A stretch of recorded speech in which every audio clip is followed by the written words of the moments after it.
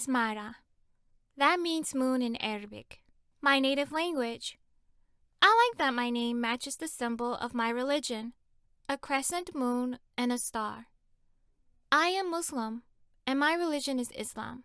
It has a lot in common with Judaism and Christianity. My friends, Miriam and Peter, shared their important holidays with you, and I want to do the same.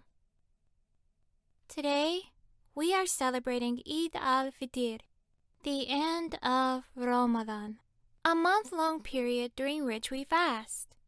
That means that we do not eat or drink anything from sunup to sundown every day for a month. Ramadan is the holiest month of the year for Muslims. But you need to know the story of my faith in order to understand why.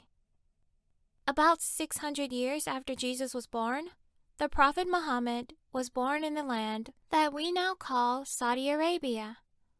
In those days, while Christians and Jewish people believed in one all-powerful God, the people living in Saudi Arabia still believed in many gods and goddesses. Muhammad believed that he heard the voice of God, sending him messages of how to lead a better life, a life of helping others. According to our religious teachings, Muhammad became a prophet and began to spread God's messages throughout the land. Muhammad taught that the rich should share their wealth with the poor. During Muhammad's lifetime, the stories that he received from Allah, the Arabic word for God, were never written down because Muhammad could neither read nor write. But later, they were written and collected into the Muslim holy book, the Quran. The Quran has some stories that are the same as the stories told in the Hebrew Torah and Christian Bible. The Quran also contains laws about how to live a good life. The month of Ramadan celebrates the time that the Quran was revealed to Muhammad. One reason Muslims fast at this time of year is because Muhammad fasted in a desert before he received God's messages. Another reason is to help us remember the poor and the hungry. It is a month of close family activities and much praying. Speaking of prayer, let me show you my mosque. A mosque is the Muslim place of worship, the spiritual center of the Islamic community. Sometimes, mosques are very fancy, like the Dome of the Rock in Jerusalem.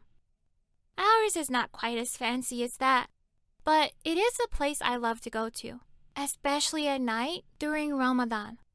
Usually, a mosque has one or two towers, known as minarets, and it is from there that the holy man calls us to prayer.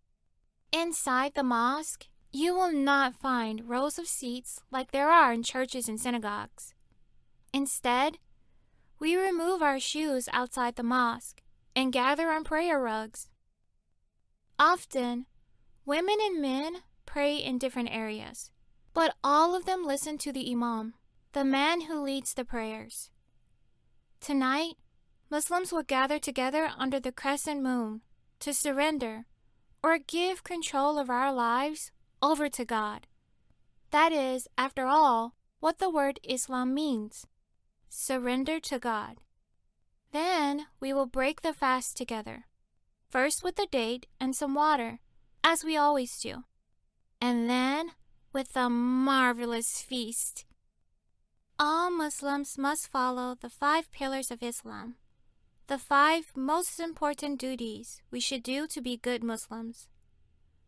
Praying 5 times each day in the direction of Mecca, Muhammad's birthplace, is one of the 5 pillars or duties we must perform. Other pillars include helping the poor and needy and making a pilgrimage or visit to Mecca at least once in our lifetimes. The most important pillar, the Shahada, is declaring our faith in one God. We say, there is no God but God, and Muhammad is his prophet.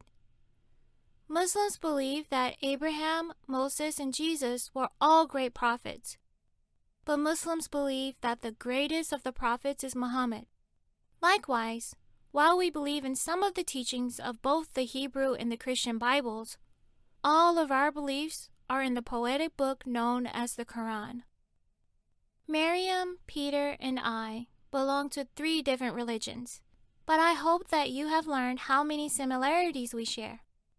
I have the same wish for the world as Peter and Miriam.